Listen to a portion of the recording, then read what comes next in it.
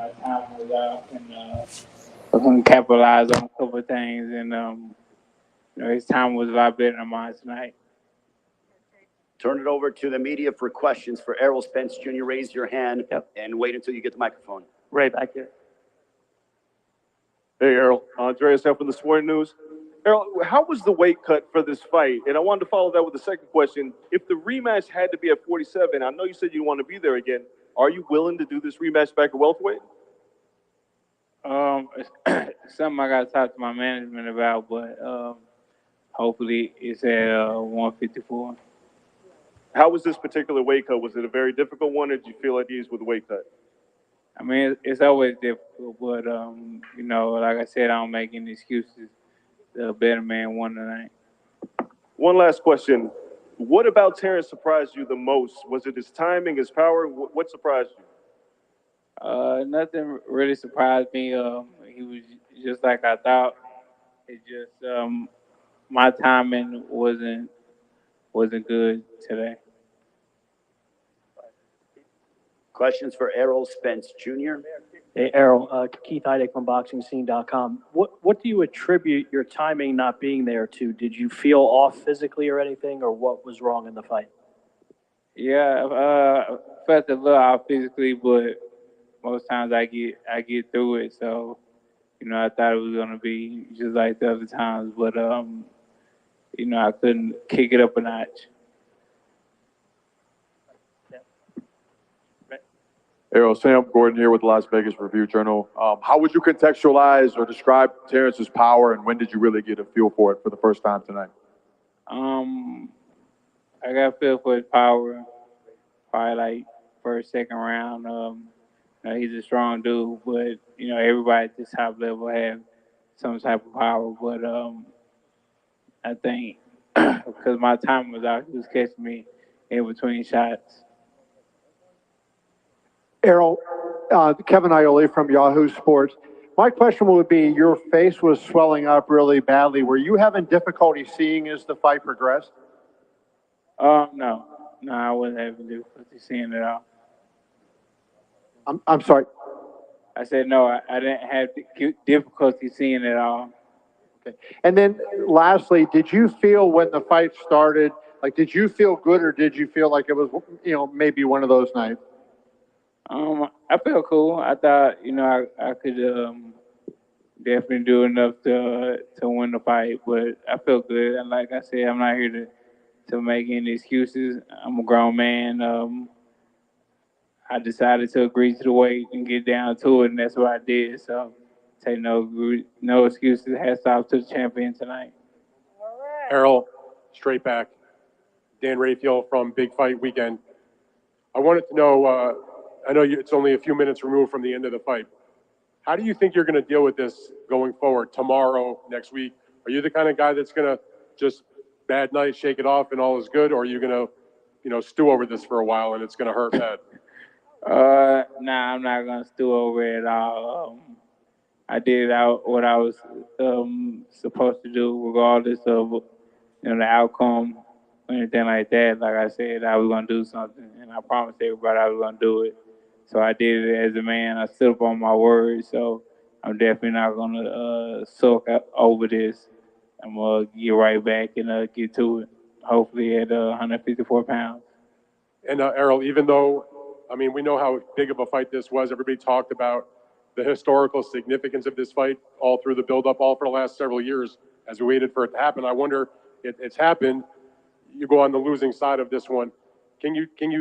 Does it at least give you some solace to know that you gave the boxing public something that they had wanted for so long, even though obviously it didn't go your way?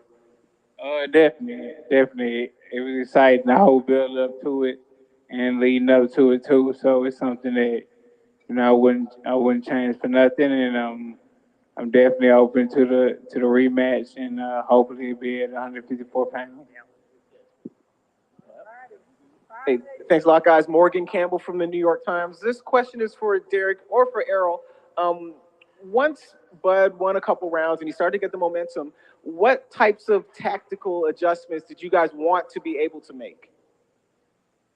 So just really kind of do our best to take away what he was doing instead of kind of standing in front of him.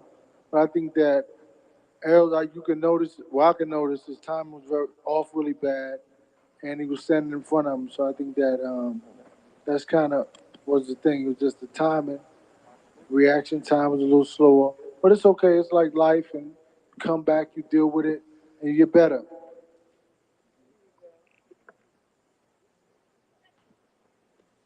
Hi, Errol.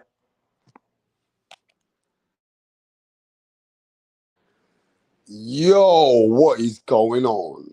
What is happening to the boxing world?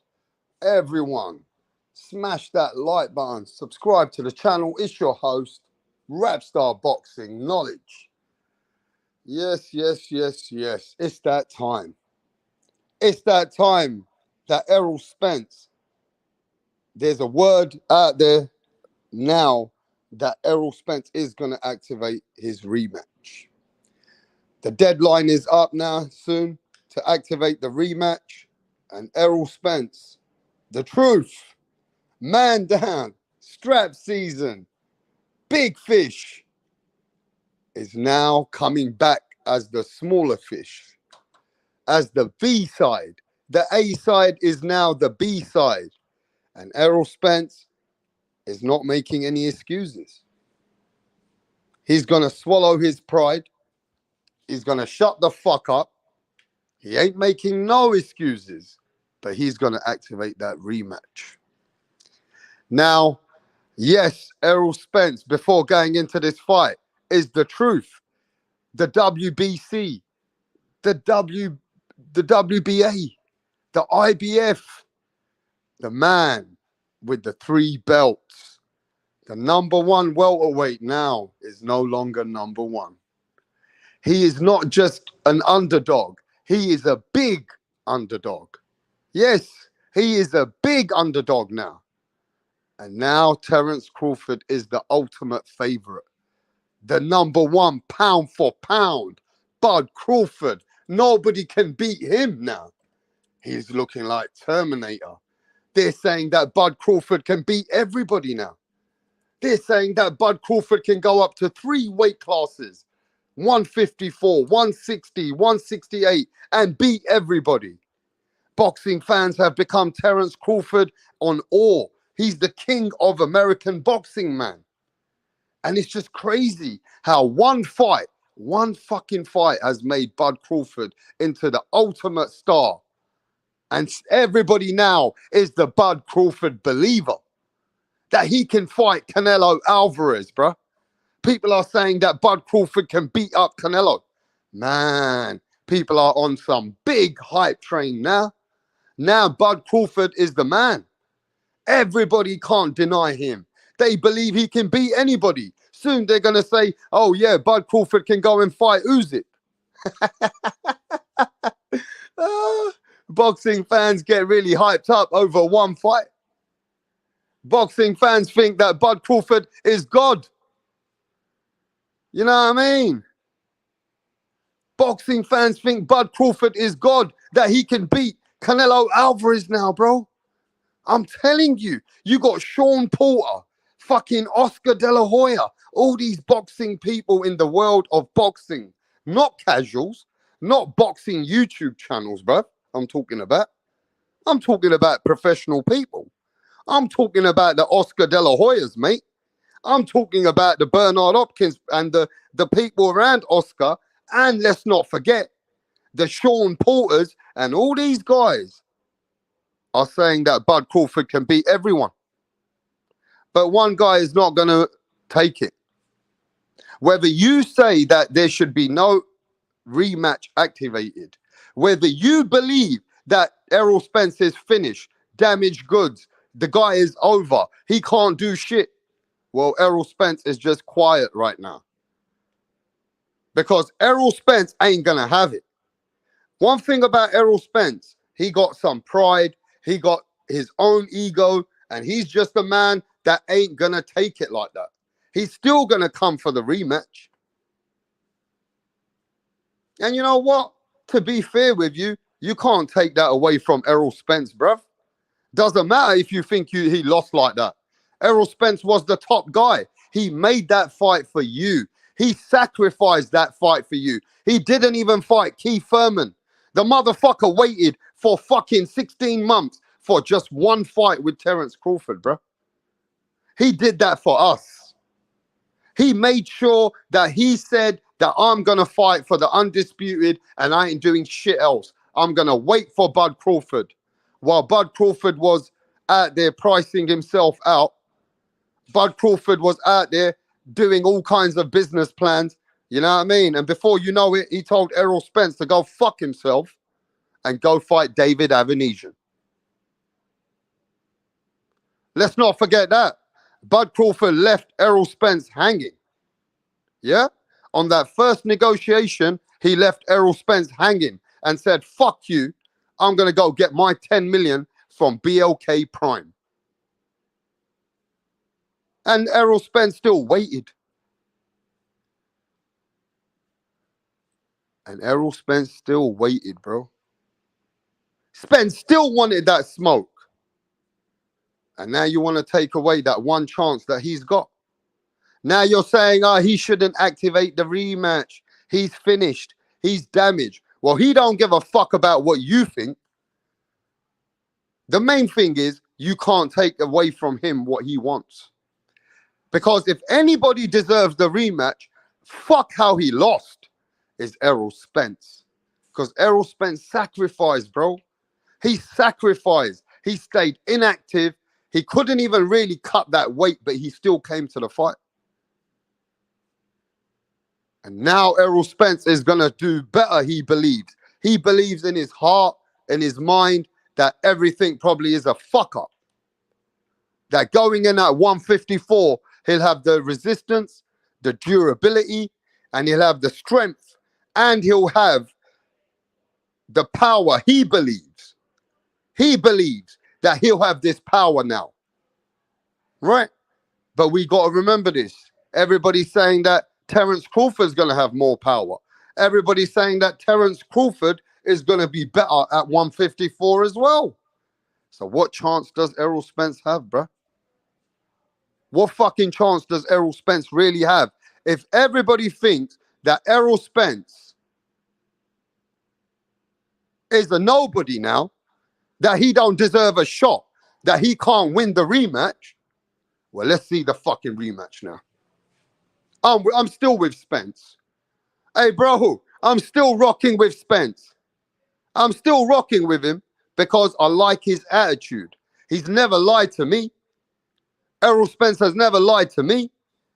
Everything he said he was going to do, he did it. Now, if he lost, at least he fucking went and did what he said he was going to do.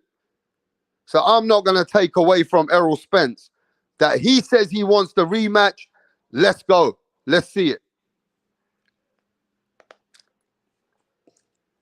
If he says he wants that rematch and you're laughing at him and you think he can't do nothing, well, I want Spence to just come and do what he believes. Because boxing is a sport, yeah? That I understand that people believe that Errol Spence is done. I get it, because you never expect him to lose like that. I know you never expected him to lose like that. But now, one fight away. One fight changed Terence Crawford's life. That they believe he can beat up Jermell Charlo now. They believe Terence Crawford can beat Jermell Charlo, bro. They believe that Terence Crawford now can go and fight Canelo Alvarez now, bro. From one fight. One fucking fight. Crawford looked great in that fight. But it's one fight against an elite.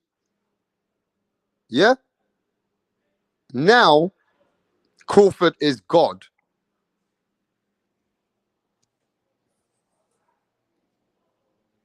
Now Crawford is God, yeah? He is the God of boxing. He is the Jesus of boxing, yeah? They believe he can do anything and everything now, yeah? Well, let me just tell you this.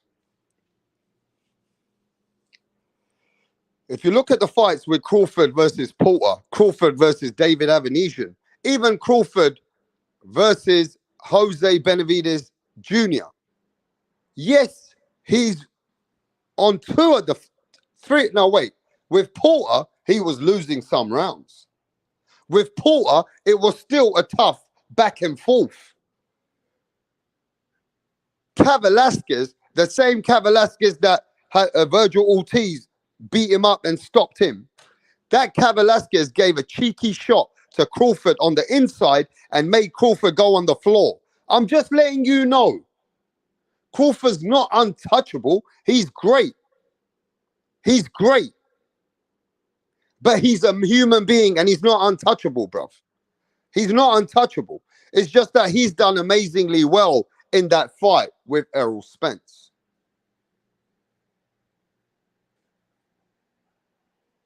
And now we're going to have to see what the 154 pounds. I just got to say, I got to give Errol Spence his chance. Errol Spence deserves his rematch. I don't give a fuck if people think Errol Spence is finished. Errol Spence is damaged. Errol Spence is done. Errol Spence is slow. Errol Spence is finished after the car crash. It is what it is. But if anybody deserves a rematch, it's Errol Spence. Deontay Wilder got a rematch, and Tyson Fury beat the fuck out of Deontay Wilder. Don't forget it. Deontay Wilder wanted a rematch that he was willing to go to any extreme to get that rematch.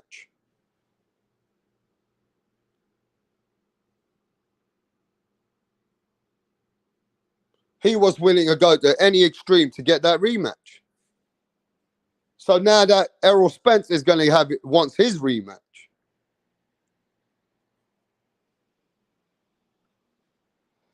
Look, man, I'm going to say this, bro. Yes, Terence Crawford looked like the god of boxing. I didn't think he would beat Spence like that. But I've also been watching Terence Crawford for many, many years from the Ricky Burns. Ricky Burns took Terence Crawford to 12 rounds. Styles make fights. Victor Postel went all the way with Terence Crawford, bro. He fell, listen, Crawford beat those guys. But he didn't look inhuman. You get me? Listen, Chris Gamboa, when 50 Cent signed Chris Gamboa, 50 Cent brought Gamboa to fight Crawford. And Gamboa made Crawford do the stinky leg. Now, I'm not saying that Crawford came out of all those fights and did amazingly well and beat them guys. But he didn't look no extra kind of god.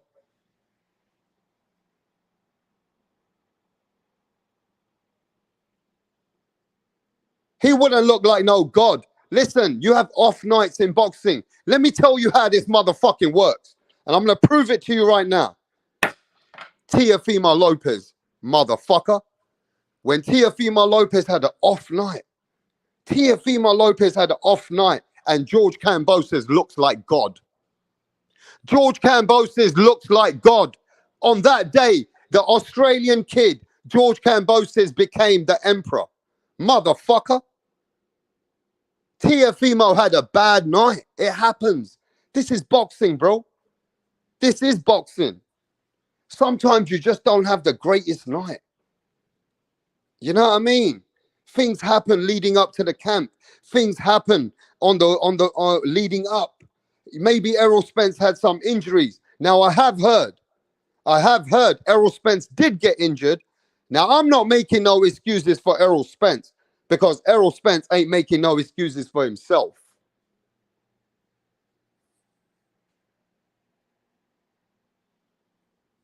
You get me? I ain't making no excuses for Errol Spence like that, but I have heard certain things.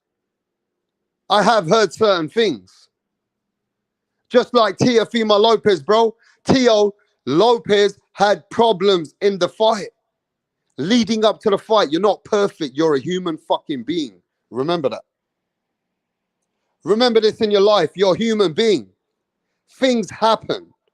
Monday is not the same as Tuesday. Tuesday is not the same as Friday. Things happen. You pull a muscle, you can't spar for 4 weeks. What do you guys know about boxing like that? Every little detail that happened to Teofimo Lopez that fucked him up for the George Kambosos fight, bro. You understand? Anything can happen to anybody. Leading up to a fight, things can happen. Now, I'm not saying that Terence Crawford don't beat Errol Spence.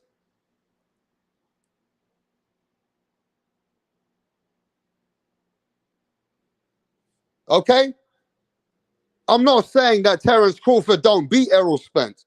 But trust me when I tell you, Errol Spence going to do way better. Trust me when I tell you that Errol Spence might shake him up. See, you ain't going to believe it. You think that's it, it's over. Nah. Spence's style can't do nothing. Spence is too slow. Spence is finished. Now, if Spence is finished and he's damaged, we'll see in the rematch.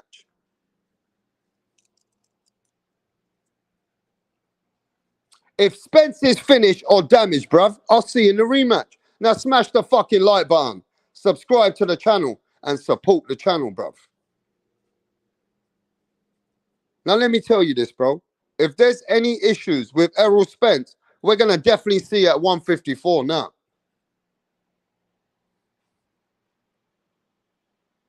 You know, at the end of the day, things happen in boxing. Things happen in boxing, bro.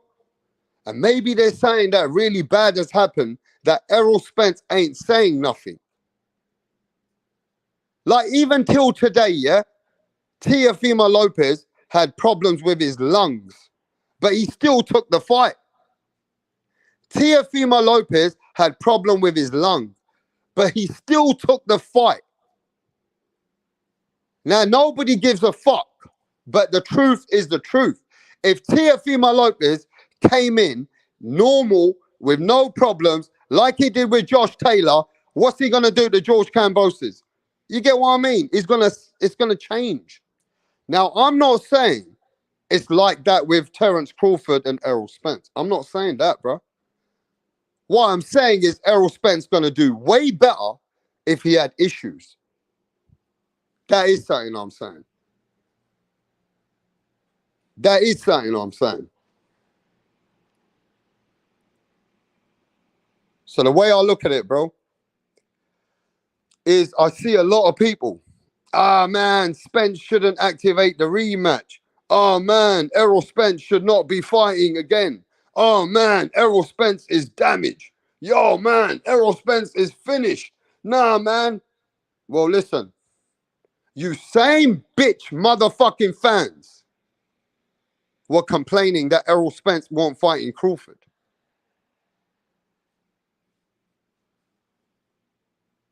You get me? You same fans were complaining, but look at what Errol Spence did for the fans. He sacrificed, he waited, he fucking gave Terence Crawford all the money that he wanted and more. He even gave him a coin toss, bro. The man gave him a coin toss to who comes in the ring first. And he was the A side. Just think about that, bro. The man sacrificed all that. So yeah, bro, let him get his rematch. Let Errol Spence get his rematch. He deserves his rematch. I know you think he's not there. I know you think he's a little bit damaged. I know you think it's bad for his health, but only he knows. Only Errol Spence knows what he needs to do.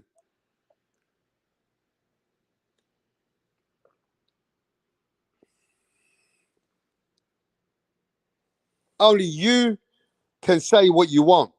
Only the boxer. The boxer's not stupid, bro. You think Errol Spence wants to go in there and get embarrassed like that if he doesn't think he's much better?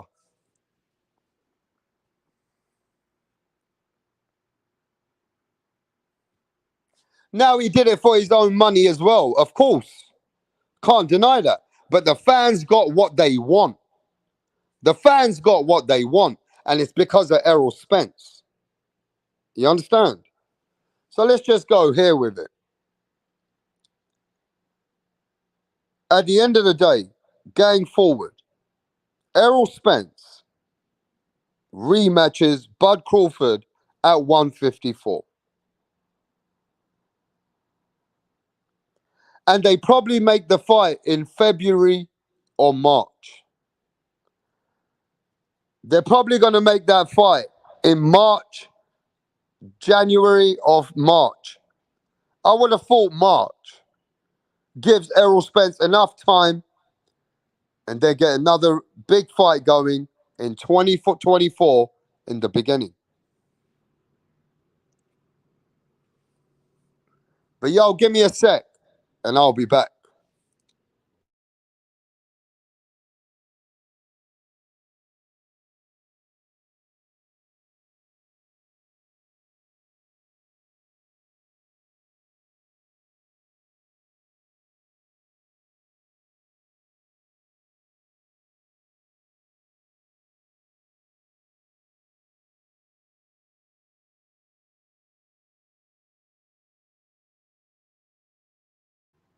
Yo, let me give a shout out to some of the people. Let me give a shout out to the people out here, bro, before I forget. Yo, we got the first guy who made it in the chat. Brian Guzman, respect to him, salute. Pound for pound king, the original OG. Yes, pound for pound, bro. Eric Gomez, bomb squad. Yes, bruv. Hayes, what's happening, bro? Salute to Hayes. Chuck in the motherfucking house. What's going on? Trist 805, my brother. Gino was here. What's going on, Gino? Respect to you. The one and only Dizzy Dro. What up to Dizzy Dro, bro? Respect to you, my brother. Let me see who else. I don't want to miss anyone. Let's see who's over here. Give me a sec. Yo, New York's finest. Punch, drunk, boxing in the motherfucking house. Yeah, respect, bro. Abel, what's happening, Abel? Yeah, mate. What's going on, bro?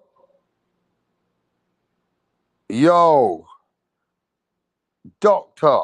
What's happening, Doctor? Yes, bruv. Long time no see you, bro. It's Dr. Zoidberg. What's happening, bro? Yes, mate. NL, what's going on, my bro? Respect to you, NL. Yo, pounds. I only deal with pounds, man. I don't deal with.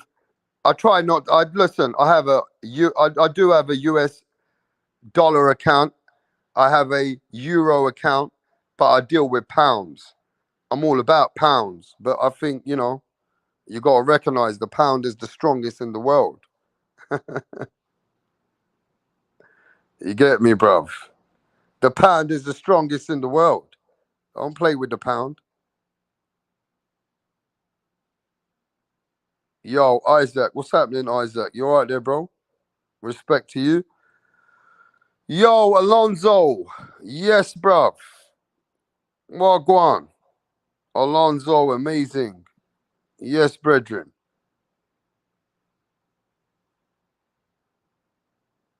Yo, Real Boxing TV, what's happening, bruv? Salute.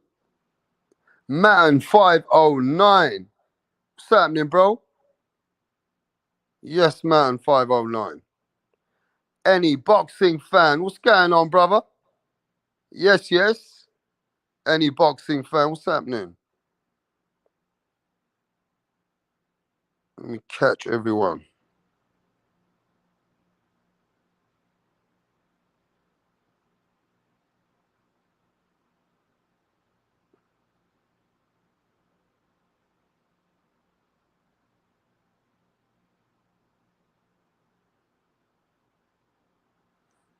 Yo, JB Sports. Yes, JB Sports. What's happening, bro? JB Sports across the pond, mate. What's happening, brother? Yes, mate. Bacon and eggs. What's happening, bacon and eggs? How you doing, bro? I see bacon and eggs. What's going on, bro? You've been with me for for a long, long time. You've been one of my original subscribers from back in the day, bruv. And I seen you sent me a couple of messages. Yo, Rapstar, I don't like the panel sometimes. Rap, whenever the panel comes, Rap, I'm leaving sometimes. I seen you ain't happy with some of the people. I've seen you say to me, Rapstar, I don't like sometimes the panel. But you know, I can't help the panel, bro. You know, I show love to everyone, bacon and eggs. You know, and I gotta send a link. And you know, we listen to everyone. This is an open platform, bruv. You know what I'm saying? I'm sorry you don't like the panel. Sometimes I don't like the panel. But it is what it is, bruv. You know, not every time is it gonna be the people that you enjoy. Sometimes you might be listening to people that you might not enjoy.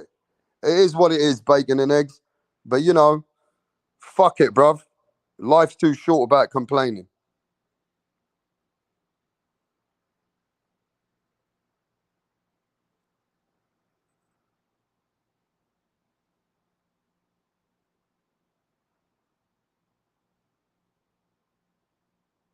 Yo, Pat Greedy, what's happening, bro? Yes, Pat Greedy. Everything cool? NL says, I don't like the panel at times too.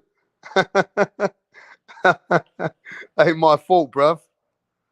You know what I'm saying? It is what it is. Yeah, the panel is what it is. You don't have to like them, bruv. You don't have to like them. I understand that. You can debate them.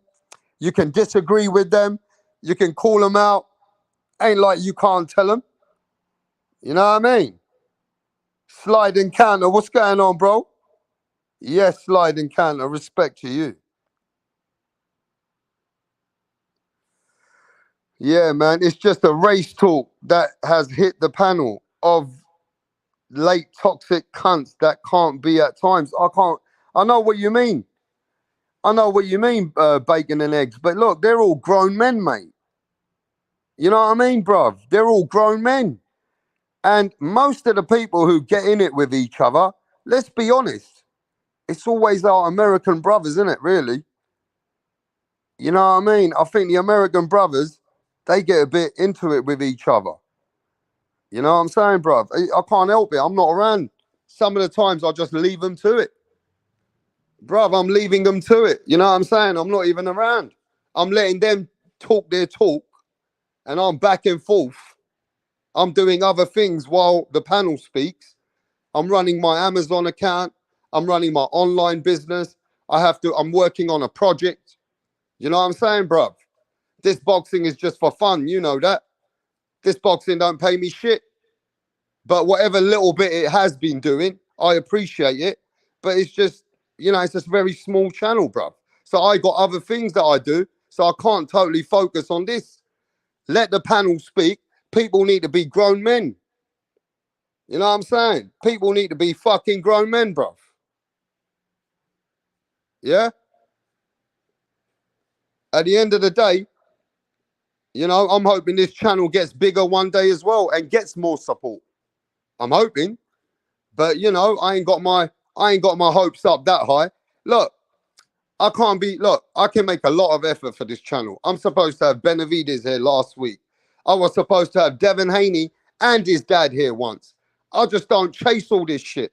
I was supposed to have Jack Reese, the referee, here. I was supposed to have, you ain't even going to believe this, I was speaking to Tony Bellew. But certain times I can't make it on this channel, bro. Whenever certain people I can try and make more effort, then the channel needs to support me. Then I can make more effort and take time out when some of these people want to speak.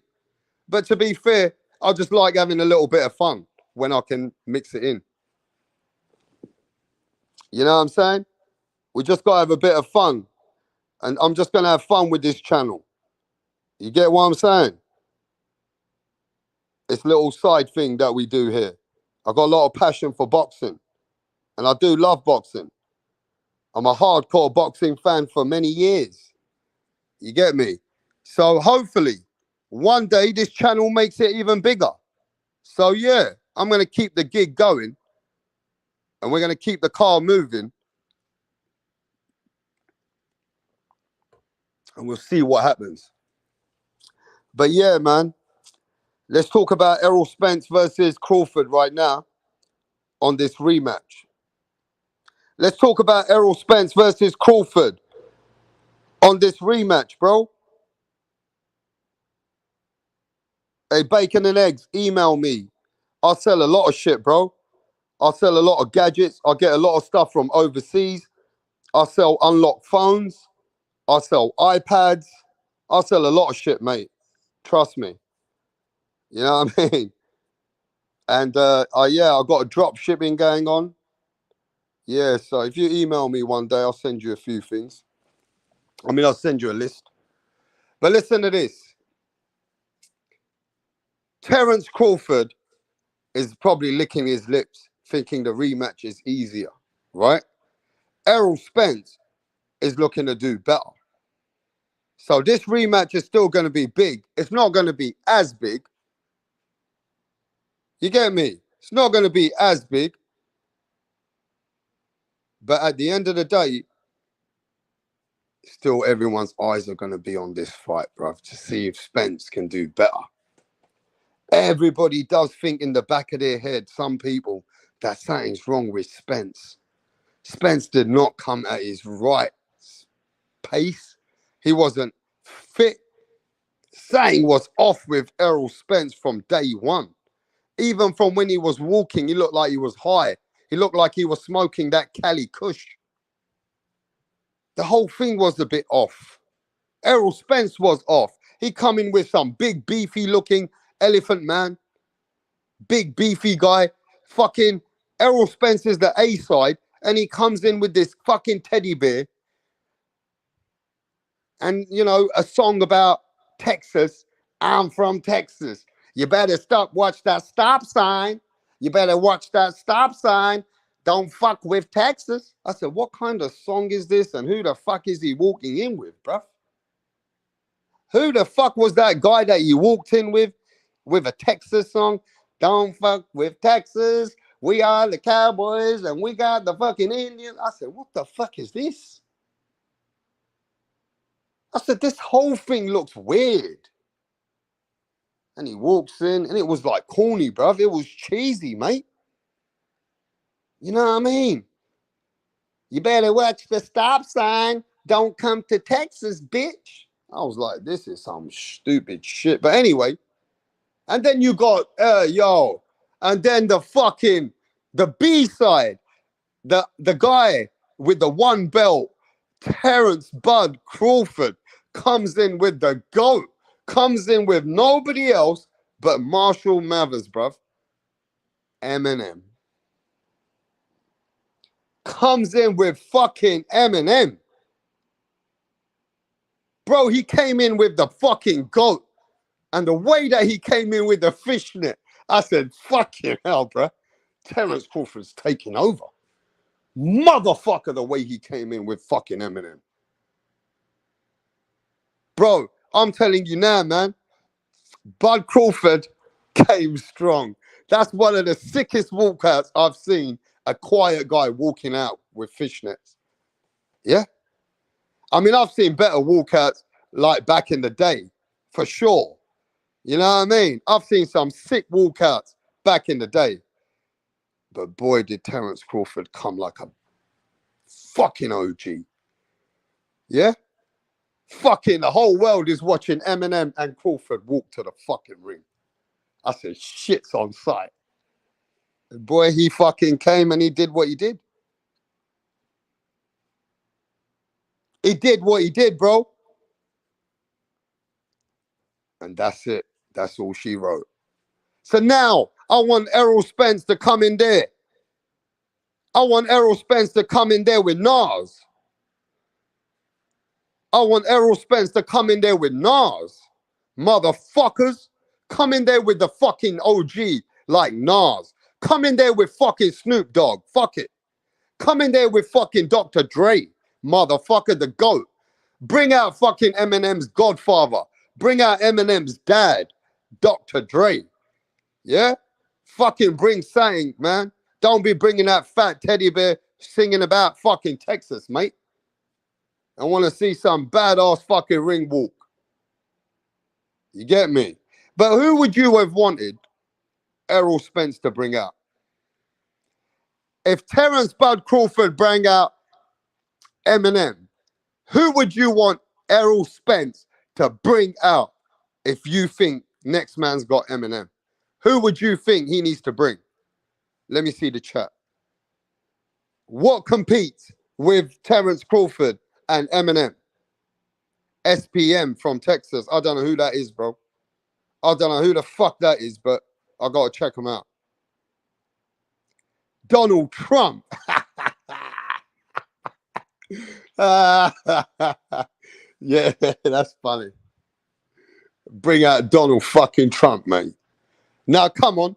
Who should Errol Spence? I'll tell you who you should bring. Bring Nicki Minaj, motherfuckers. Bring Nicki Minaj with her butt hanging out with a G-string and every motherfucker looking at that bitch. Bring that Cardi B with Nicki Minaj. I want Nicki Minaj on my right and I want fucking Cardi B on my left. Bring that shit, bitches. Yeah? I want to bring Nicki Minaj on my right-hand side and I'm going to bring Cardi B in my left, bitch. And say, come get these bitches, walk behind me. I'm coming out there. I'm going to beat the fuck out of Crawford. Yeah? Bring both of those fucking crazy women. Yeah, I would. I'd bring Cardi B on my left and I'll bring Nicki Minaj on my right. And I'll say, come with that shit, bitches. Tell them fucking motherfuckers Errol Spence is coming. Yeah, man. That is, the crowd will erupt. The crowd will erupt. Yeah? That's the way to do it, bro. That's the way to do it. Or, I'll tell you the ultimate motherfucker I'll bring out there. I'll bring the ultimate man out there, bro. Fuck it. I'll bring Jay-Z. I'll bring Jay-Z. Fuck it. I'll bring Jay-Z, the GOAT.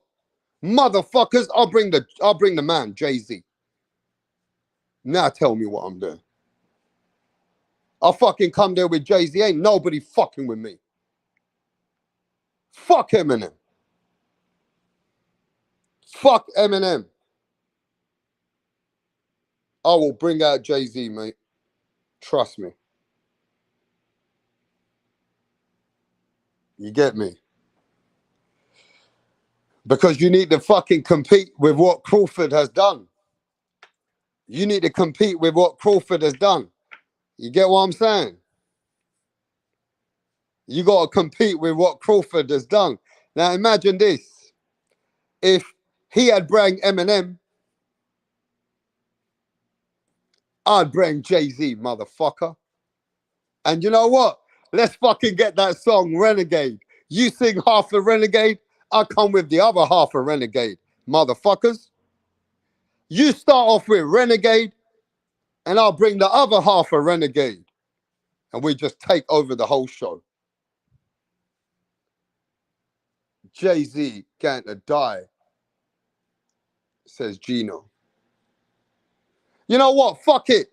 Fuck it. I'll make everybody laugh. Fuck it. I'll bring this man here. I'm going to bring this guy here for the rematch versus Errol Spence, Terence Crawford. I'm bringing this guy here, man. This guy was better than that guy that came for fucking, what's his name? This guy's better than that guy that came for, what's his name, bro? What's that guy that came in with Errol Spence? Yeah, big pussy truck. Yeah? This guy's better than that guy who came with that Texas song. I'm from Texas. Stop at the stop sign. You better not fuck with Texas. Dun, dun, dun, dun, dun, dun, dun, dun. Fuck with Texas. Shut the fuck up. Shut the fuck up, you fucking singing a fucking cowboy song as a rap song. What the fuck is that? A cowboy rap song. Texas. Shut the fuck up with that boring fucking song. Boring as fuck. Yeah? I'll bring you this motherfucker, bro. Trust me. I'll bring you this geezer.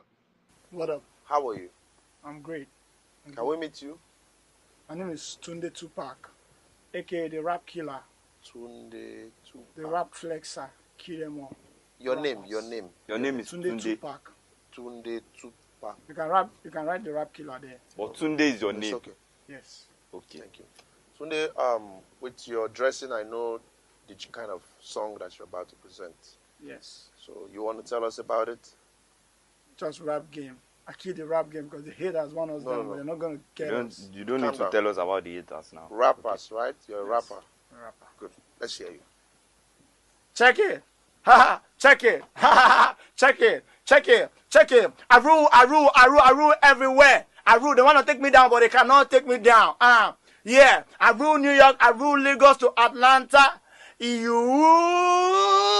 go to Chicago. Check me out. Check my game. My game is tight. All the haters, I shoot them in the brain. Boom, boom, boom. I've been around with my guys, 50 Cent, Tupac, Biggie, Snoop Dogg. We're all in this game together because I kill them all. I kill Tupac and I kill Biggie. I kill them all because they can't contain my rap game. Hey! It's off the hook because I'll kill you all now. No, calm down. You killed who? It's just a lyric. Don't fear. Lyric. Yeah. Your lyric will put you in trouble. You have to be very careful. You don't just go about saying things that you don't know. It's a rap game. That's how it is. Oh, okay. How old are you? I've been in this game for more than 20 years. How old are you? I'm 15 years old. What? Just forget my age. Just focus on how long I've been in the game. And you know Tupac. You know Snoop Dogg. You know By the 50 grace of Cent. God, we met in the States. Oh. Which state? Akwa Ibom. This guy. You're just a joker. You know what? Just go. We'll get back to you. Now tell me you rather listening to Tunde Tupac than that big pussy truck singing about Texas. Would you like to have big pussy truck, or would you like to have Tunde to represent Errol Spence? Because the other guy was a comedian too. He was singing a cowboy song as a rapper, and he sounded like a fucking cowboy, bro. And the guy looked like Grizzly Bear. You know what I mean? I wish I could play that song, man. I want to play that song. I want to play that fucking song, and you tell me you're ready to go and fight somebody, bro. I watched it the other day, yeah. I watched Errol Spence, Terence Crawford, the fight again. And the whole thing put me off as soon as Errol Spence walks in with Grizzly Bear. I thought, what the fuck again, bro? I said, this is the shittiest walkout I've ever seen. A man who sounds like a cowboy representing Texas. So I'm telling you now, I'm going to fucking Tunde Tupac is doing better raps nowadays, right? Let's get in touch with Tunde Tupac and send fucking Tunde in there with Errol Spence, bruh. Because it's better than that fucking guy. I'm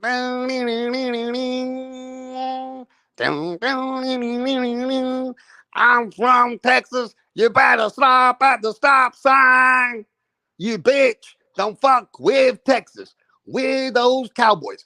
We got the Indians. And Errol Spence is gonna get fucked up. Fucking shut the fuck up, Grizzly Bear. I tell you, that was the biggest put off. For me, I hate that fucking walkout, bro. Bro, I hate that walkout. That walkout is the stupidest walkout. Stop at the stop sign. I lie, you gotta love Texas. Shut the fuck up, love Texas. You're gonna get beaten the fuck out of it in Texas, bitch. It's a crazy time, brothers.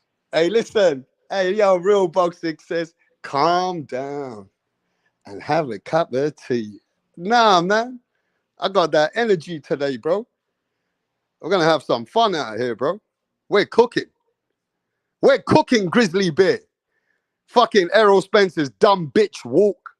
Stupid fucking organization. Dumb choreograph. Stupidest walk I've ever seen in my life. Grizzly Bear, already I knew that Errol Spence was getting knocked out. Once I saw Errol Spence and Grizzly Bear singing that cowboy tune, bruv, I knew it was over. I said, this geezer's lost his head, mate. He's worse than damaged goods, mate. He got mental problems. But yo, let's see who's here, bro. Hey, big up to the support from Real Boxing, though. You know what I mean? Big up to Stephen Bateman. Big up to Stephen Bateman. He goes, you got me rolling, bro. Because you got me rolling, bro. Shit, man. We gotta have fun, ain't we, bruv? You know what I mean? Nah, but for real, I really did watch the fight the other day, yeah? And Stephen, that song is it sounds like, how you listening to a song like that coming in for war? Coming in for a war. Bro, I want to play that song so you can understand. When you listen to a song like that, bro, you're going to a carnival, like going for a picnic, you're going for a drive, you're going to fucking go chill. The fuck you gonna go do barbecues? Maybe you could be doing, some cowboy dancing. I don't know. Play with your horses. Fucking play with your rabbits or your fucking farm. You'd be doing, you know what I mean? What the fuck are you? Your mind is not in the right place, mate. The fuck you doing, bruv? You know what I mean? This is where, look, at least Errol Spence before used to have some good people, artists coming in with him. He had that Yellow Beezy. It's on me, baby. It's on me, baby. Yeah, he came with some of that swagger. Come with some real shit, bruv. Stop this dumb shit, Errol Spence. That girl's made you soft. That beautiful looking chick you got hanging out with you, your new baby mama. Come on, Errol, I know what's going on. You made your 20, 30, 40 million. You got a new chick. The other baby mama's gone. You got the new baby mama. She's looking all fine and shit. She got you soft, mate. She got you soft, Errol. You know what I mean? Already we saw you for 2 days afterwards with your girlfriend on the airport, mate, doing your little TikTok and shit. You got a soft, bruv. The same thing that happened to Keith Thurman is happening to you. Because you guys go and get beautiful women, women after women, and that's what slows you down. Yeah? You just need to be like Terence Crawford, bro. He got one woman from since he was 10 years old, even though she's bigger than Butterbean. He's so focused on boxing, he's never going to leave his Butterbean woman. Even she's big as fuck, he will never leave her. He's a real man. He's focused on boxing. He don't care about women and all that, making him soft. Bruv, the man's old school. The man is old school. But I know that Errol Spence's woman is fine. I ain't gonna lie. He got some fine ass new baby mama he got. He got a big farm, fucking pigs, horses, fucking, you know what I mean? All these fucking farm that he showed us, the tractor. And that's why he listens to that song every day.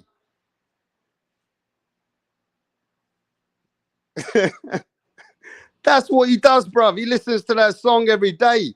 And that woman's out there sucking him off. Hey, Errol.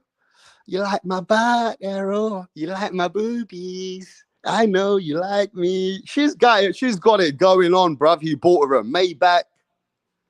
And he's fucking doing her up the back. And she's fine. She's fine, though. She's nice. I ain't gonna lie to you. He got himself a nice girl. She's hot. But she's softening him up. She's softening him up. You know what I mean? Hey, listen, Mr. Sanchez, my brother, with the 199, tried to get Tunde on the panel. Yeah, we might as well send Tunde a good super chat one day, a couple of hundred, and let's bring him on the panel for real. Okay, somebody locate Tunde for me. Somebody locate Tunde for me. I will pay him a few £100 to come and represent, because we showed him so many times. Let's get Tunde over here, bruv. Somebody got to find this geezer for me, bruv. Yo, Punch Drum Boxing says he's Jamaican. He should be bringing out Shabba Yes, no, bomber clock. Shabba in a bomber clock. Yes, man. He should be bringing out some of that serious Jamaican roots. Some of that reggae music. You know what I mean? Yeah, man. He need to bring out some of that reggae tunes. Some of them bad boy reggae tunes. Some of them crazy man lyrics. Yeah, man. He should have done that, bro. He should have done that. I'm telling you what, though. I'm not happy with Errol Spence's walk. I don't like the way Errol Spence came with that energy. And this new woman, the way that he's doing TikTok videos. Hey, bruv, Errol Spence has softened up. He's becoming like Keith Thurman. And the problem is, you know, like Keith Thurman got himself a fine woman. Errol Spence is on his next new woman. They got themselves some fine women. And then you got Bud Crawford with a woman like Butterbean. He's never going to leave her. He don't care how fat she is. He don't give a fuck because he's so fucking focused on boxing. He don't care if she's that big.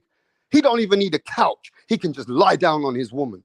Man, if I had a woman, have you seen his woman, bro? She's big, but she's big and beautiful. But she's big.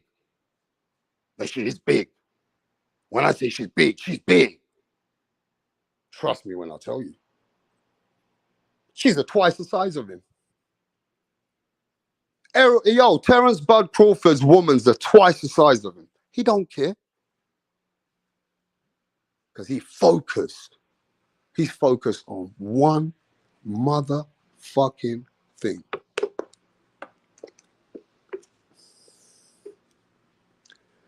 Terence Bud Crawford's woman is twice the size of him. She got 7 kids, 9 kids. I don't know how many kids. And he will never leave her because he's old school. He's focused on boxing. But these other men, they got new women, beautiful women, the jewelry hanging out, and all that fancy. And that's what softens you up, bruv. Softens you up. You know what I mean? That would soften you up. Now listen, bruv. Nobody said big ain't beautiful. Real boxing. Nobody ain't said that big ain't beautiful. You get me? So big that you don't even need a fucking bed. Bruh, you don't even need a bed. Just lie down on your woman's boobie. She's that big, you can just lie down flat. She's so soft, it feels like a waterbed. Ain't no big deal. When it's your woman, bruv, it's your woman. When it's your woman, bruv, it's your woman. And you know what? Big is beautiful. I'm just saying, Terence Bud Crawford is an old school man. He's what men were made of years ago. Loyal, stick with one woman, have a family, enjoy their life. They don't care about the artificial.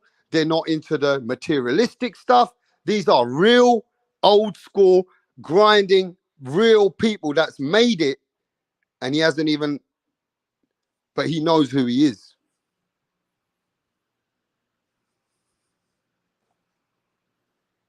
And he knows who he is. He's about family. And he's all about kids. And his main focus is boxing. But the others are slipping. The others get involved. They get too much money. And they feel like they need to live that celebrity life. And this is what happens to people, bruv. They get soft. They get soft. You understand? It's what happens, bro. And I hope that Errol Spence just needs to focus now and grind. And keep his beautiful chick at home. And let her look after the farm. Let her look after the farm. Let her look after the pigs, the horses, the fucking sheep, the chickens. While he gets his fucking head purely on boxing, stuck on it, and come back and show us a better Errol Spence.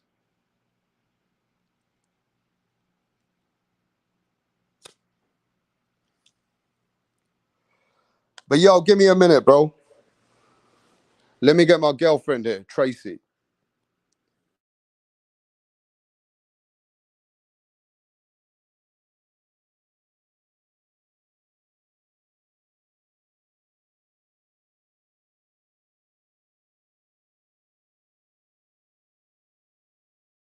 Right, what's going on here, Donny's on the next? Barry's actually going to propose to Sandra. Sandra has been giving Barry mad head lately, and he's whipped, yeah? He's doing this behind the back of the boys because they know, yeah, they would have cussed him out for proposing to Sandra. Tracy had one job to do, and that was to record it. But she's all over the bloody place. Barry's clocked that she didn't get the footage, so he's going to propose to Sandra again. Oh, for fuck's sake, Tracy! What's going on? Move. 1, 2. That's it. That's it. That's it. With your arms now. That's it. That's it. Move. 1, 2. Manchester United.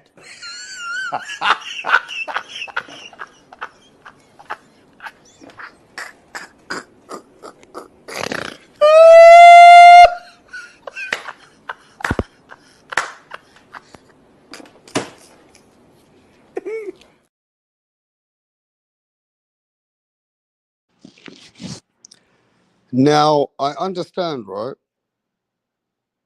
that not hardly a soul now, even the Errol Spence fans, I'm talking about the hard fans, and we're going to talk about those fans today. If you remember, before the fight was leading up, and you know mine's an open channel for the world, who remembers the Errol Spence fans coming here on a regular, shouting, screaming, saying they're going to kill people, say that Bud is piece of shit, telling everyone in the chat go fuck themselves? Where are these fans? Shall we call them out today? Do you want Rat Montana to come and smoke them now? Let me know if you want Rat Montana to smoke them. I'm going to give you 1 minute. If I see 5 yeses by name, I'm going to call them out, and they're going to have nowhere to hide. If I put a search party on these motherfuckers, we're going to find them. Do you want me to call the mans out that were acting like bitches, but at least they didn't come back here to say, yo, man, Bud is a better man. We put our hands up. Errol Spence got smoked. Oh, I've only seen 3 yeses. So forget about it then, bro. Let's just talk about something else. Or shall we call this motherfuckers out? Shall we call him out?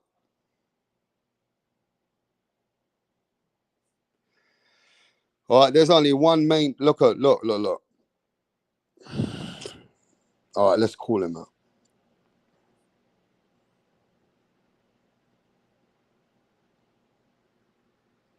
Ben motherfucking Israel. You got a wrench, Ben Israel. You come with that rah. I gave you the platform for hours, screaming above each other. You started talking it, man down promotions. If you don't get your ass on this channel, bro, and be a man, like where every other man came over here, just like when even we had the Dirks, the JBs, the masterminds, and people like even me, Rapstar, we come, we talk about it, we give the other man his flowers. Where the fuck is Ben Israel? Ben Israel is on suicide watch. Ladies and gentlemen, he's taking heavy drugs. He lost his pants on Errol the Truth Spence Jr. Errol Spence has shook Ben Israel up so much that, let me tell you now, Errol Spence is not damaged from that car crash. Ben Israel is damaged. He's damaged, like he's had a car crash. Yo, Ben, you did a lot of rah, bro. Why you never came over here and at least rectify yourself? At least keep it real and give the other guy his flowers, bro. Why you play the snake because you called many people names. You came with that smoke. I allowed you to say everything what you got to say, but you got to come back and be a bigger man. So Ben Israel is the #1 guy that's on a hideout. If you see him anywhere, it's man down. Do not let him breathe. Do not let the man breathe.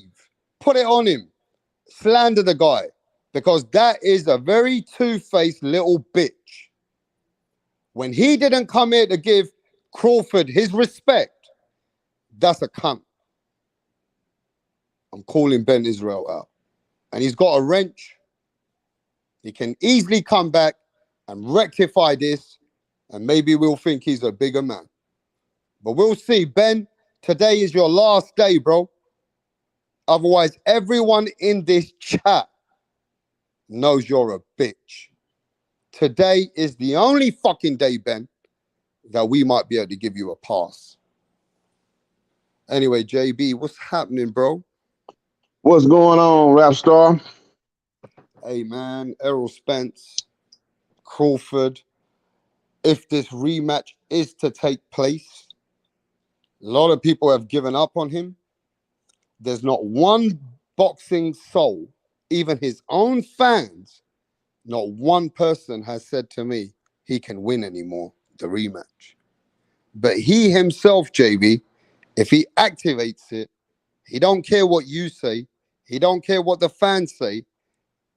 Just like Teofimo Lopez had problems leading up to George Kambosos. Nobody believes him, but he did have problems. And Errol doesn't make no excuses. If he believes that he's saying he can do way better, who are we to put him down? And like everybody else is, he shouldn't rematch. He deserves it, if you ask me, because I'm looking at the bigger picture that he sacrificed and he was the A side. Now, if he wants the rematch, it's down to him. He knows better than us. Do you agree with me? Yeah, I agree with you. He's earned it, man. That's what he negotiated. He negotiated that the loser of the first fight could exercise the rematch clause, and it would be up to the winner to decide what weight class it would be at. Would it be at welterweight or would it be at junior middleweight? So he's definitely, dotted his I's and crossed his T's. It's up to him to activate the rematch clause. I think the deadline actually already passed. I think yesterday was a deadline. So we haven't heard any word if he exercised it or not, or maybe. I think what's probably happening is they're probably talking with Crawford about giving him an extension. Maybe the fight happened in the early part of 2024. But as far as the rematch goes, if they fight at 54, I think Spence will put on a better performance because that first fight was just a one-way traffic, man. He got dominated. He got dismantled. He got destroyed. He got outclassed. But I think it's more than just weight being drained at 147. I think it's a bad style matchup for Spence, man. His style is perfect for Crawford. Crawford's style is all wrong for Spence, man, because Spence is a come forward pressure fighter, coming with the smart pressure. When you're fighting a guy like Crawford, that's a pinpoint counter puncher. You fighting his type of fight, man. That's the perfect style for him. He's got you're gonna bring it to him, and all he got to do is catch you coming in, man. And he's got pinpoint accuracy, and got power in both hands. And I just think the style is bad for Spence, man. And it's gonna be hard for him to beat Crawford at any weight, really. I do think that Spence can put on a better performance, at 54 than he did at 47. But I think ultimately he's gonna come up short again if he fights Crawford.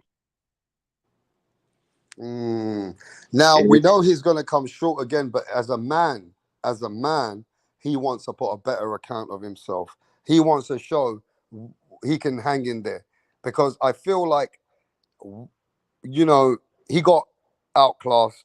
He got embarrassed, right? I feel like if there is any problems and he doesn't want to talk about them, we'll only see in the rematch how much that 147, how much that inactivity, and other things that led up that he don't want to probably tell us could show us that if he can do better. Yeah. Really that first fight, man, what really happened was that second round, man, when he got hit in the well, the back of the head or the side of the ear, or whatever the punch was, it knocked his equilibrium off. He never recovered from that shot in the second round. So he basically never came back from that knockdown. He was That's what Jamel shaking legs Charlo after said, that. though. Huh? Jamel Charlo said the same thing as you. Yeah. He said that the punch was on, he goes, there was punches on the back of the fucking head. And he goes, you can't see them because they're fast, right? Yeah, it was punches on the back of the head. They wasn't intentional. I don't think it was intentional by Crawford. Okay, But he definitely hit him in the back of the head. It wasn't intentional, but like you said, that took him off balance through that. Yep. He never recovered from that either. He never recovered. He never could get it back from that knockdown in the second round. He showed a lot of heart, man. His just legs weren't there. You know, he got dropped with a jab, so that should let you know right there, man. His legs was just not there, man. After that first knockdown, so if he can avoid that shot in a rematch and be a little bit stronger at 54, I think he probably put on a better performance. But again, I just think the style is just a bad style for Spence, man. Like I said, he come forward, he throws a lot of wide punches, and then Crawford throws those straight shots, those straight compact shots. He's a precision counter puncher, so that's what a counter puncher wants. He wants you to bring the fight to him where he can counter, where he can feed off your mistakes, punch in between your punches and catch you with the straight shots while you throwing those looping shots. So it's just a bad stylistic matchup for Spence. I just think he should again, like I say, this is the biggest money fight for both fighters. So I'm not saying he should go fight somebody else. Crawford is the biggest money fight. The best available opponent for him is Crawford. Same thing with Crawford because Canelo and Charlo fighting. So the best available opponent for Crawford is Errol Spence Jr. So it should be the next fight. But again, if Spence ain't exercised the rematch clause, which we haven't heard yet, and the deadline has passed, if they go by the 30 days from the fight, the night of the fight, that was yesterday was the deadline, and we haven't heard anything. So maybe again they're talking with Crawford, and Crawford gonna give them an extension, and then they set the fight up for the first quarter of 2024. Now the PBC, they have reserved 4 dates for the MGM Grand T-Mobile Arena in Las Vegas: November 4th, November 11th, December 9th, and December 30th. So I'm hearing that Benavidez Andrade is going to be the November date, and then Tank fight's going to be that one of those December dates. So if that's the case, that means that if Crawford and Spence do fight, it'll be in the first quarter of 2024. Okay. I mean, to be fair with you, though, at the end of the day, Terence Crawford did look extremely great against Errol Spence. But with other people, he looked like he was still a great fighter, but human at the end of the day. He can get caught, he can get hurt, but he comes back really well, like he did with Velasquez. Velasquez on the inside, when I saw that again the other day, that punch did land. Now, Crawford did go down, but Velasquez then, after a while, didn't elevate on that. Then Crawford came back after. You know what I'm saying? So Crawford has shown that he's in a fight sometimes. Like, it's not like he's that great at all times. But what he did against another great fighter that we got in our mind has slightly now changed, and Crawford's like the god of boxing. Because his status has gone from in one fight to a man that can beat anyone in the next few divisions too. So only Errol Spence now can show us if there's problems, if the weight was the problem, other things were the problem. At 154, he can only show us he's more durable. Can he show us he's got more resistance? Does his power now and his freshness at that weight, because he's not drained, give him that endurance and that punching power that he can be able to take certain shots, right? And even with all that going for Errol Spence, if we say, yeah, it helps him now, Terence Crawford elevates, he still comes with more power. He comes at a weight class at 154, as well as Errol Spence. We're bringing more power, possibly, right? So we just got to see. Because boxing is such a sport, yeah? I know 99.9% of the people in this chat and in the boxing world and Errol Spence fans have now got Crawford beating him in the rematch. I know that now. I've seen it, right? But I'm not going to sleep on Errol Spence. I just know he's better than that. If he's gonna activate the rematch, he's better than that. He's better than that, bro. I haven't been watching a guy who's just out there to be played out like that. Now styles make fights. I understand that too. But he is. I do believe that he might be able to do way better. Now I could be wrong. That Yeah, you know yeah, I what I think mean? he'll do But better. I think he can shock the people again. Maybe shocking meaning. Did you see Errol Spence, bro? He's better now and he did better in these rounds. You know what I mean? Yep. I don't know. You talk to me. Tell me, have you given up on Spence? No, I haven't given up on him. It's just I didn't realize, man. I done been around boxing a while, man, and I should have been looking at it a little closely.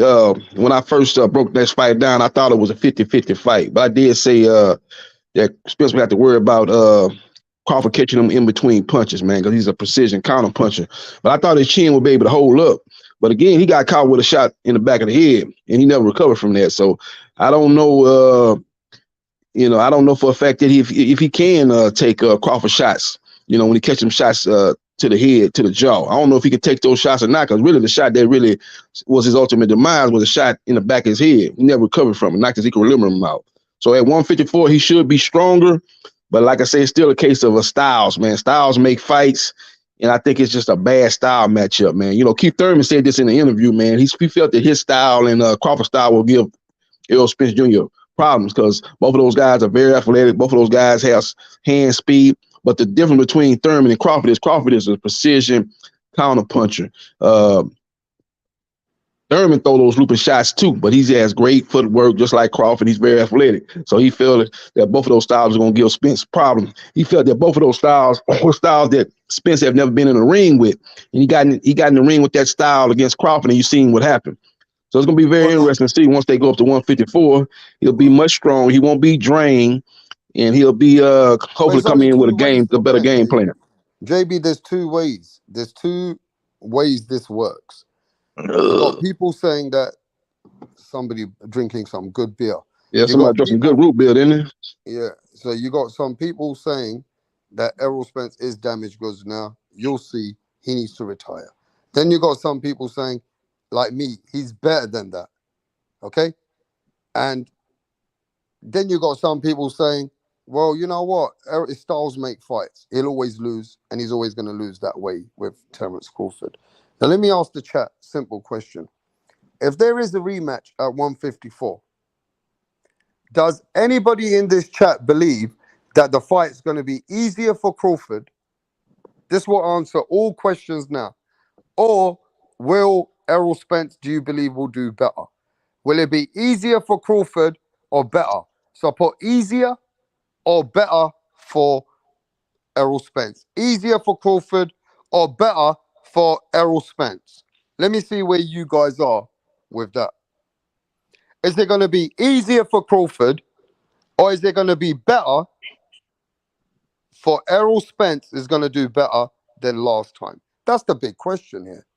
And that's the question I want you to answer, TBS. I think it'll be more competitive, but I think the result will be the same. Now let TBS answer, and then I want to get to JB. So I think it's going to be easier rap star because Errol Spence is damaged goods, and especially at 154, the punches are going to be heavier. So it's just going to he might die at 154. Okay, look at what the chat's saying though. We got about 70-30 right now. So we got 3 people saying it's easier for Crawford. We got better for Spence. It'll go the distance maybe this time. So that's better. So now we got 3 and 3. So we're at 50-50 here. So 50% people on the 3 and 3, and the other 50% is better. So it'll be halfway. Half of the people think it could be easier for Crawford, and half of the people might end up thinking it's better for Errol Spence. Is going to show better account of himself. That's the big question. Nothing else matters. Yeah, I don't agree with he should retire or nothing like that, or he damaged goods. I don't agree with that. He just took one loss. What they saying that when AJ got destroyed by Andy Ruiz, what they saying he should retire, he was damaged goods. All fighters have taken L's, maybe unless you Mayweather. Most of all fighters have taken losses, man. And I think you should be able to come back. And even if he come back and lose to Crawford again at 154, I think he still can continue, man. Just one guy got your number. Not to say that he can't beat the other guys out there. Styles make fight, man. This is a bad style matchup. Look at Joe Frazier. Joe Frazier could never beat George Foreman. It's just a bad matchup. Little short guy trying to come in there and get close to a hard hitter with long arms that know how to push you off and solve that bob and weave style. Foreman beat him twice and beat him easy. Foreman get in there with Muhammad Ali, who struggled with Joe Frazier. Joe Frazier gave him his toughest fights. But Styles make fights. Ali go in there and beat him, make him quit. Not make him quick, but stop him in the 8th round because he was able to be tall, fight tall, not come in there short like Frazier. Use his hand speed, lay on the ropes and let him tire himself out with those body shots that wasn't really effective, and he was able to catch him with a nice counter punch. He got him with a shot in the back of the head too. We talking about getting shots with the back of the head. He caught Foreman with a shot in the back of the head and knocked him out.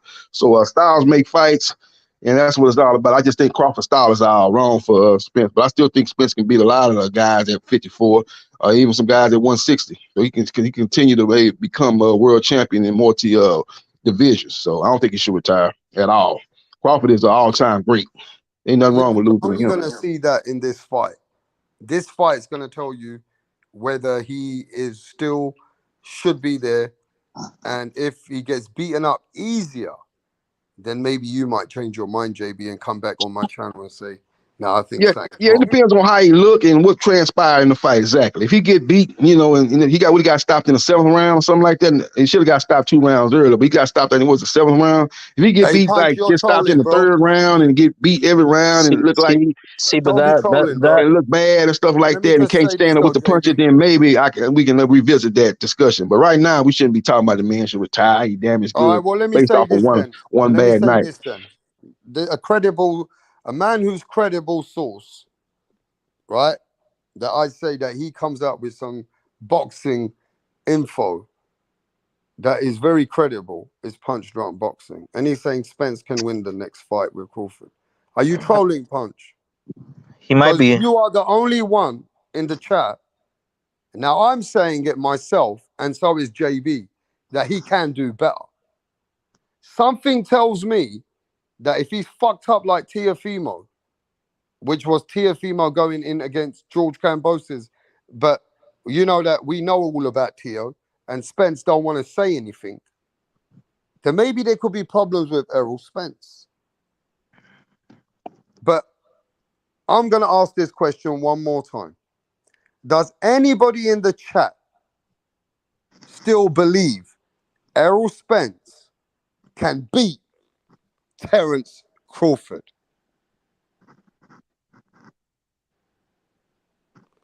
Does anybody believe that Errol the True Spence can beat Terence Crawford? Because even his own channels, even the LBBBC or whatever, have all given up on Errol Spence, bruv. I've seen it. I took a quick whiff. They know it now. They've shut the fuck up. Channels have shut down because of Errol Spence. Is there anyone else that believes it, that Spence can beat Terence Bud Crawford? Any soul of a boxing brain think that he can beat him? Because if you get that right, and that rematch happens, and Errol Spence changes the game again and shows you there was problems, and the motherfucker shows you that he put beating on, in some rounds he beats up Crawford, I'll tell you what, boxing is a mad business, bruv. Boxing is a mad business, because even Deontay Wilder, in my wildest dreams, I never thought he'll knock down Tyson Fury in the 3rd fight. Just got to give him that snack. I never thought he'll drop Tyson Fury in the 3rd fight, and he did it. Yep. He put on a better performance than he did in the 2nd fight. That's a very good one, though. Yes, that is the fight to look at. That is a fight, if you're a boxing historian, to look at compared to Errol Spence Crawford. The number 1 and number 2, and apart from James Toney, at that point, were at the weight class of the sanctioning bodies was Nigel Benn, Chris Eubanks, and James Toney. And what happened, Nigel Benn and Chris Eubanks got it on. Nigel Benn was the favorite, knocking out everybody. Nigel Benn gets knocked the fuck out, beaten up, busted up. Nigel Okay. Benn comes with a rematch, and Nigel Benn comes and beats Chris Eubank, but gets the draw. Okay. But No, I wait, just, wait. In boxing, things can happen.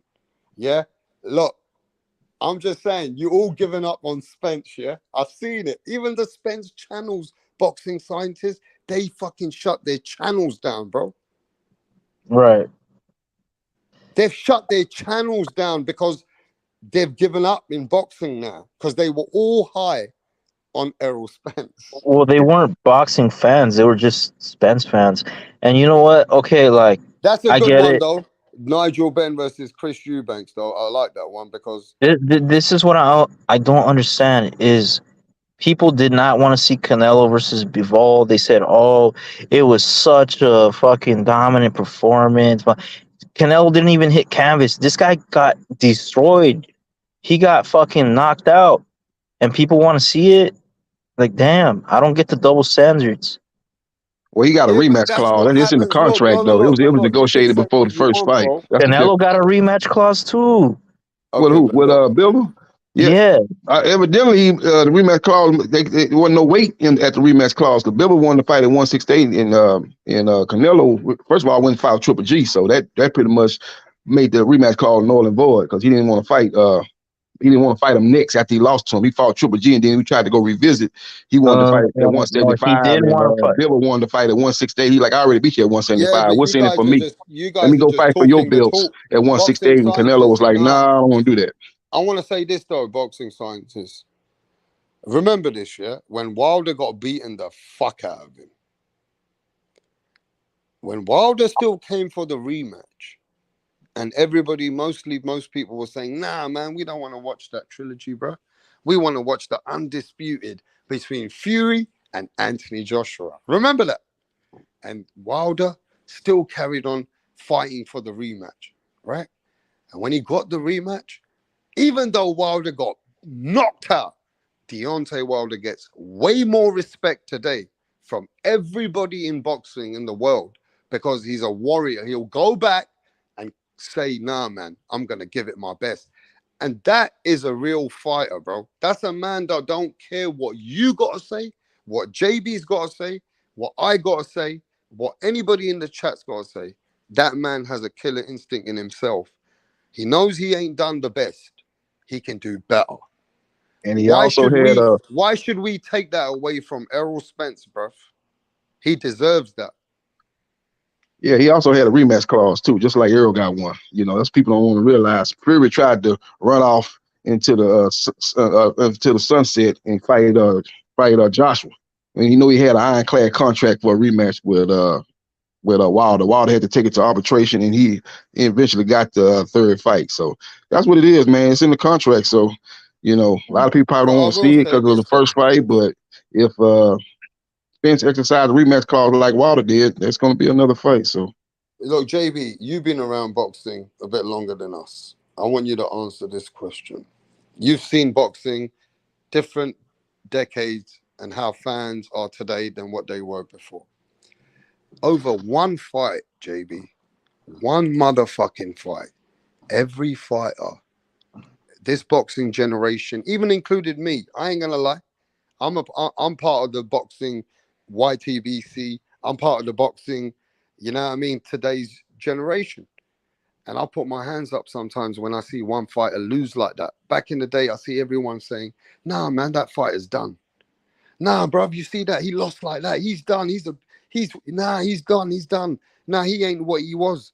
He's never going to be this. He's never going to be that. This is the boxing fans we got today over one fight, JB. They write you off nowadays. They did it to many fighters, bro. They're doing it to fighters all the time. Over one bad performance, they say, nah, man, this fighter ain't that, bro. This fighter can't do this. He can't do that. That's the fans that we got today. One fight is over, or one fight, you're God. You can either be God, like Crawford's become God of boxing, or if Crawford didn't look good and Crawford got knocked down a couple of times and it was a sluggish fight or something happened in the fight that Crawford didn't look that great, Crawford ain't that good anymore. Crawford ain't shit. One bad fight, they fucking discriminate you. One good fight, they call you the best. What do you think about that, JB? Yeah, that's the only bad thing I can say about the Floyd Mayweather era, because a lot of these fighters, when they take take one loss, people want to throw them out with the trash. That's the only bad thing about the Floyd Mayweather era, man. You know, he went undefeated, and you know he never lost, and he really held that up high, man. I'm never lost. I never lost. I'm undefeated. They come to see me lose, but it never happened. They leave the arena disappointed. That's that and the third, and he really hyped up that You know, that's one of the reasons why he said he the greatest ever, man. He like, Ali got beat. He got beat by Spinks. The guy only had 7 fights. Joe Lewis got beat by Barciana. He like to throw all them losses in them great fighters that's get compared to him. He can always say, I only got 0 losses. So that's the only bad thing about the Floyd Mayweather era. It's got these people thinking, man, when you take an L, that your career is over, you need to retire, you damaged goods, this, that, and the third. And it should be that way. You know, that's what it should be about, the best fighting the best. So when you got the best fighting the best, it's gonna be some people taking L's, taking losses, but they don't need that. It don't mean that their career should be over. It was never that way in the past. Yeah, that's the bad thing about the Floyd Mayweather era. That's the only bad thing I can see about the Floyd Mayweather era. But that's the result of the Mayweather era. People take L's and you want to throw them out with the trash. So it's fair to say Mayweather fucked up boxing in that way. In that regard, that's the only bad thing I can say about him in that regard. As far as that's a bad thing about the Floyd Mayweather era. Look at Tank. He's following his fucking blueprint. So there you go.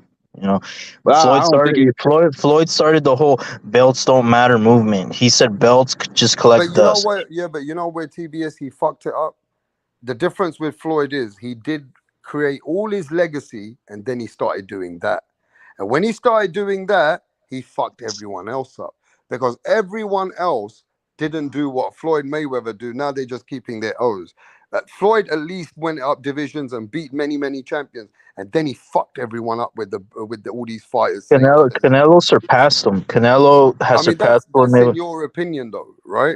Everybody has opinions, right? He's a throwback boxer. Canelo's a throwback boxer, man. He fights multiple times. People saying he's ducking Benavidez now. They say he's ducking people that he should be fighting too. It's always gonna be naysayers. He's gonna fight Benavidez, and you know what the funny thing is?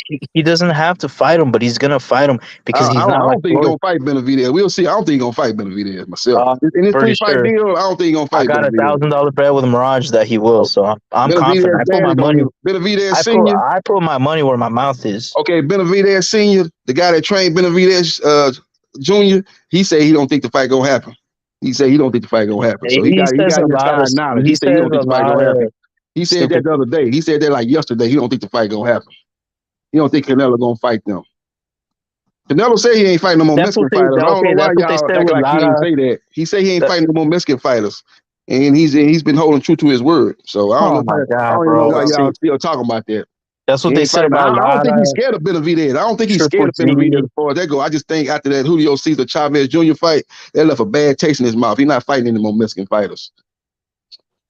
He gonna fight Crawford or Tim. How did that leave a bad taste in his mouth? Let me just because the whole thing. He looked at his JB. Let me say this, brother. Even if he fights Jamel, if he beats Jamel now, we all agree in the chat and on this panel, yeah, that Jamal, he was seen in a club the other day dancing around. I'm just saying, right? He was sharing videos on Instagram with his wife and all this all the time. He's not in the right frame of mind being out the ring for over 2 years and plus. He needs a tune-up. If he doesn't get a fight, I don't think he's going to be the second fight. I don't believe that Jamal will make the second fight. I believe Benavidez will step in. And that's what PBC will make big money with next. Because Jamal, I might be wrong, but if Jamal can stay focused and stay in the get himself a quick tune-up, he got opportunity to be in the fight with Canelo. But he's been so inactive, bruv. His mindset's not right. That woman shit's been fucking with his brain. Now he's back with her. So this guy just needs to be back on the game, and he's not on the game. Yeah, I don't think it's gonna be Jamal either for the second fight, but I don't think it's gonna be Benavidez either. So you gotta understand. Look at the schedule. You got to put 2 and 2 together. I guess I think 2 steps ahead of everything. You gotta look at the schedule.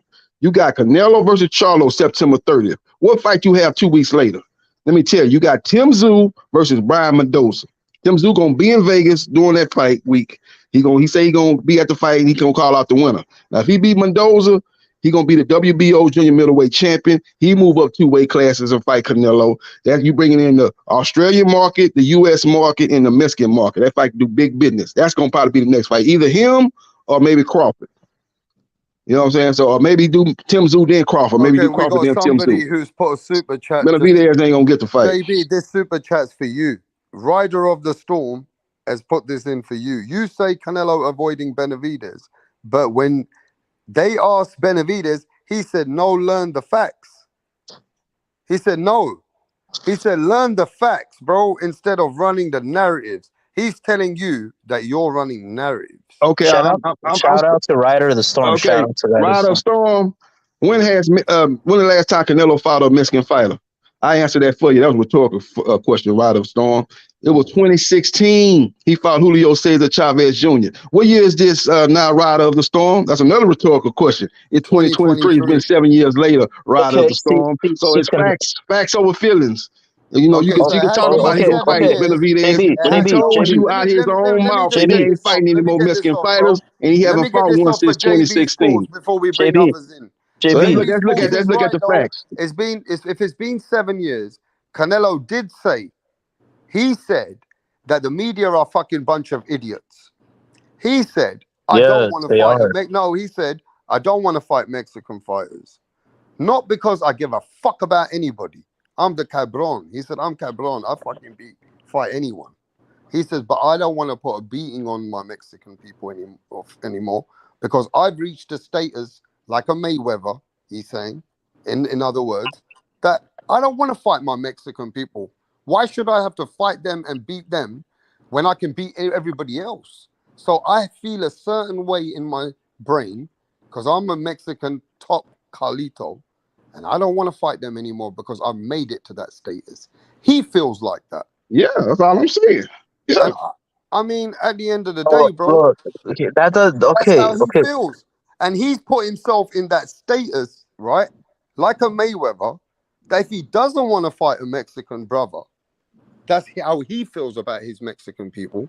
He's done enough in boxing that I don't think he should be slandered for it. Oh my god, bro! Oh my, like these racial narratives, man. I'm so sick of. Others into the thing. We just going by what Canelo said. We ain't making nothing up. This is what Canelo said. That's all we doing. Repeat what he said. You guys also said he's scared of black. I want to see the fight with Benavidez. That's a great You fight. guys also said he's I ain't scared trying of to hate black on him. I'm just going by what the man said about what his action. He ain't fought one since 2016. No, he said he prefers. He prefers not to fight he ain't Mexican saying nothing boxers. about preferred. He ain't say he preferred. Now you trying to make up what so you know Spanish? So you know Spanish? So you know Spanish? I got options. So or you maybe know Spanish? You know I how to might speak want to fight Spanish? one. I might not. You know how to Nah, speak he ain't say Spanish nothing better like than that. me? He say he You know don't how to want to speak fight no more Spanish? Mexican fighters. You don't He even not know how to fighting any speak more Mexican African. fighters. You don't even know how to speak African. Yeah.